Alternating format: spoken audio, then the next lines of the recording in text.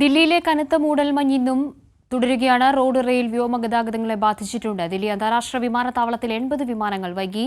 Northern റെയിൽവേയുടെ ട്രെയിനുകളും വൈകുന്നുണ്ട്. Jilby Thomson കൂടുതൽ വിവരങ്ങളുമായി ദില്ലിയിൽ നിന്നും ചേരുന്നുണ്ട്.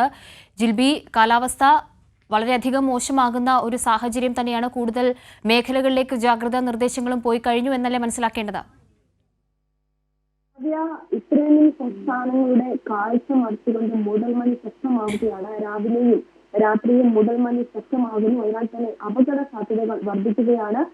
ജാഗ്രതാ നിർദ്ദേശം ഉത്തരേന്ത്യൻ സംസ്ഥാനങ്ങളിൽ, അതായത് പ്രധാനമായിട്ടും ദില്ലി, പഞ്ചാബ്, ഹരിയാന, രാജസ്ഥാൻ, ചണ്ഡീഗഡ്, ഉത്തർപ്രദേശ് എന്നീ സംസ്ഥാനങ്ങളിൽ ജാഗ്രതാ നിർദ്ദേശം നൽകിയിട്ടുണ്ട്.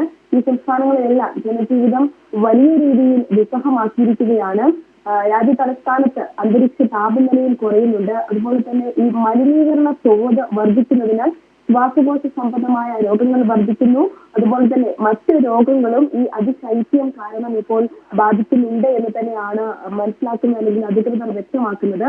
എന്തായാലും ഈ കാഴ്ച മറിക്കുന്ന മൂടൽമഞ്ഞ് നാളെയോടുകൂടി കുറയാനുള്ള ഒരു സാധ്യതയുണ്ടെന്നും കേന്ദ്ര കാലാവസ്ഥ നിരീക്ഷണ വകുപ്പ് നൽകുന്നുണ്ട്. പക്ഷെ അതേസമയം ഈ ഉത്തരേന്ത്യൻ സംസ്ഥാനങ്ങളിലെല്ലാം വരും ദിവസങ്ങളിൽ അതിശൈത്യം കടുക്കുമെന്നുമാണ് ഇപ്പോൾ ലഭിക്കുന്ന മുന്നറിയിപ്പ്. അതേസമയം നിരവധി ട്രെയിനുകളും അതുപോലെ തന്നെ വിമാനങ്ങളും ഈ കനത്ത മൂടൽമഞ്ഞ് കാരണം വൈകുന്നുണ്ട്. എന്തായാലും വരും ദിവസങ്ങളിലും ശൈത്യം കൂടുമെന്ന് തന്നെയാണ് കേന്ദ്ര കാലാവസ്ഥ നിരീക്ഷണ വകുപ്പ് നൽകുന്ന മുന്നറിയിപ്പ്. കാവ്യ.